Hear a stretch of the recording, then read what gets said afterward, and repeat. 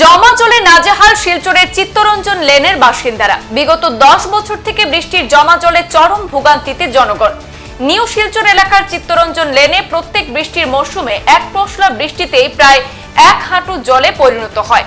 ভুক্তভোগী জনগণরা জেলা প্রশাসনের বিভিন্ন বিভাগ থেকে শুরু করে সাংসদ, বিধায়ক, শিলচর পুরসভার 17 নম্বর পুর কমিশনারকে জানানো সত্ত্বেও উক্ত বৃষ্টির জমা জল নিষ্কাশনের জন্য কোনো ধরনের ব্যবস্থা গ্রহণ করা হয়নি বলে অভিযোগ তোলেন এলাকাবাসী।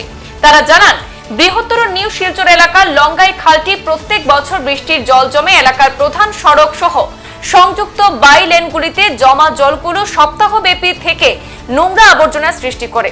এইসব জল মারিয়ে চলাচল করতে গিয়ে জনগণের বিভিন্ন ধরনের চর্মরোগের সৃষ্টি হয় এবং দালান বাড়িগুলো ধীরে ধীরে ক্ষয় হচ্ছে।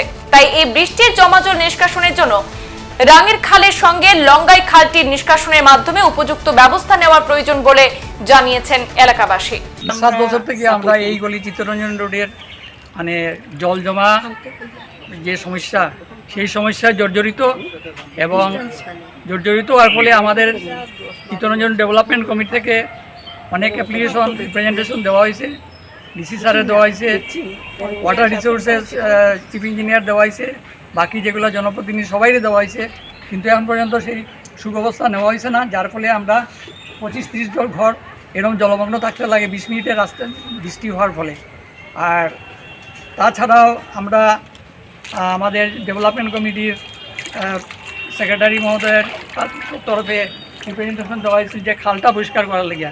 খালের ব্যাপারে আজ পর্যন্ত 1 লাল পয়সা দেওয়া হয়েছে না। তারা কাছে গেলে পরে তারা কয় যে আমরা ফান্ড নাই, সুতরাং করতে লাগে না। একবার তারা জেসিবি দিয়ে করাইছিল, আমাদের এখান থেকে কিছু মানুষের পয়সা দিয়ে তারা জেসিবির তেল দেওয়া হয়েছিল, দেওয়াল দিয়া কিছু হওয়ার পরে তারা পরিষ্কার করা হয়েছিল। কিন্তু মেইন হইল আমরা লঙ্গাই খাল, লঙ্গাই খালের উপরে কোনো রকম গুরুত্ব না দিয়ে তারা রাঙ্গের খালের উপরে গুরুত্ব দিয়ে রাঙ্গের খালে কাজ করেছে।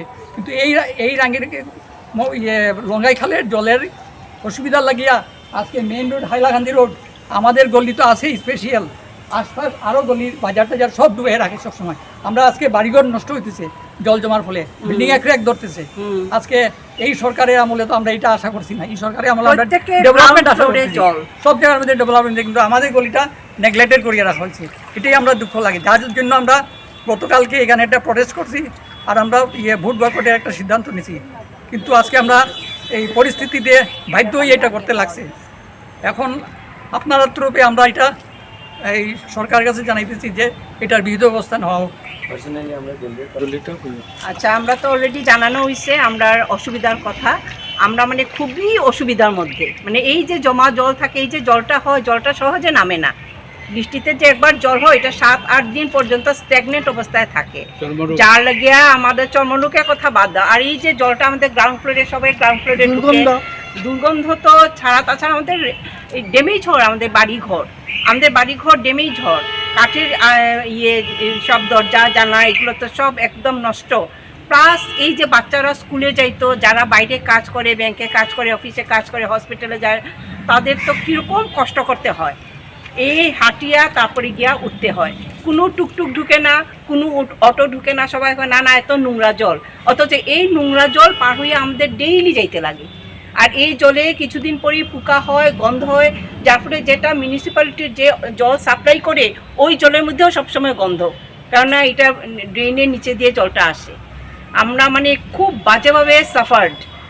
আর এটা নিয়ে আমরা অনেক অভিযোগ, অনেক দৌড়াদৌড়ি, অনেক কিছু, কিন্তু আজকে পর্যন্ত কোনো ফল পাই নাই, কিচ্ছু না। আমাদের কালভারটার জন্য আমরা বলেছিলাম যে একটু কালভারটা যদি উপরে উঠানো হয় তাহলে হয়তো বাইরে জলটা ঢুকবে না, কিন্তু তো কিচ্ছুই হলো না, কাজ কিছুই না। সংবাদ এই পর্যন্তই, ফিরছি পরবর্তী অন্যান্য আপডেট নিয়ে। ধন্যবাদ।